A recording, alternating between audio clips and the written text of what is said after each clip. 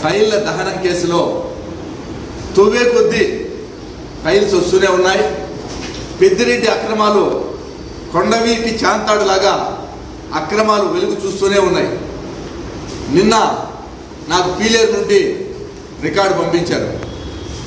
ఏమంటే పీలేరులో survey number 159/5లో 1 ఎకరా 92 సెంట్ల భూమి ఆల్రెడీ రిజిస్టర్ అయినటువంటి భూమి. కృష్ణారెడ్డి అనే పేరుతో రిజిస్టర్ అయితే ఈ రిజిస్టర్ ఇలాగే ఉన్నట్లుగానే పెద్దిరెడ్డి రామచంద్రారెడ్డి తన భార్య పేరు మీద కాకుండా తన తల్లి పేరు మీద పద్మావతమ్మ వైఫ్ ఆఫ్ లక్ష్మిరెడ్డి, పెద్దిరెడ్డి వాళ్ళ అమ్మ తల్లి పేరిట దీన్ని అక్రమంగా రిజిస్టర్ చేసుకున్నారు. దౌర్జన్యంగా రిజిస్టర్ చేసుకోవడమే కాదు, ఈ రిజిస్టర్ అలాగే ఉన్నట్లే అక్కడ ఒక బిల్డింగ్ నిర్మాణం చేపట్టారు. ఆ బిల్డింగ్ కూడా కొంత భాగము చెరువు పరంపోగులకు ఆక్రమించి కట్టారు. దీన్ని నేను తొందరలోనే గౌరవ శాసనసభ్యులు కిషోర్ కుమార్ రెడ్డిని కలిసి రిప్రజెంట్ చేస్తాను. ఆ బిల్డింగ్ను కూడా డెమాలిష్ చేయాలని చెప్పి మేము డిమాండ్ చేస్తున్నాం.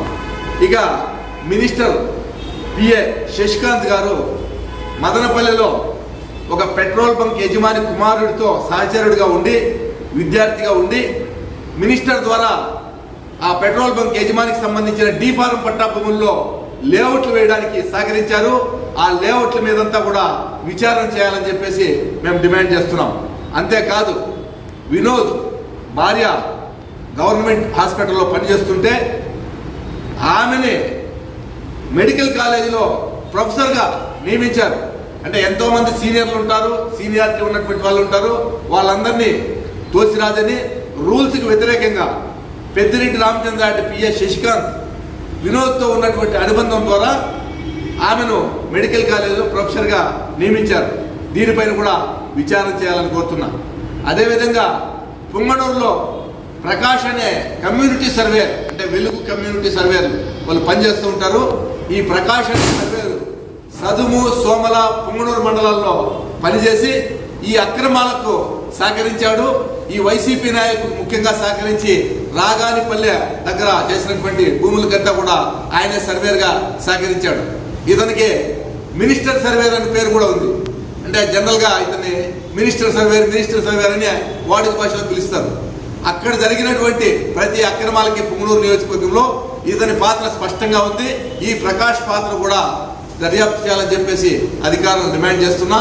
ఇంకా రోజుకు ఈరోజు సబ్ కలెక్టర్ ఆఫీసర్ దగ్గర చూస్తే ఇంకా ఇప్పటికీ క్యూ పెరుగుతూనే ఉంది. వందలాది మంది ఫిర్యాదుదారులు వస్తున్నారు కంప్లైంట్ చేయడానికి.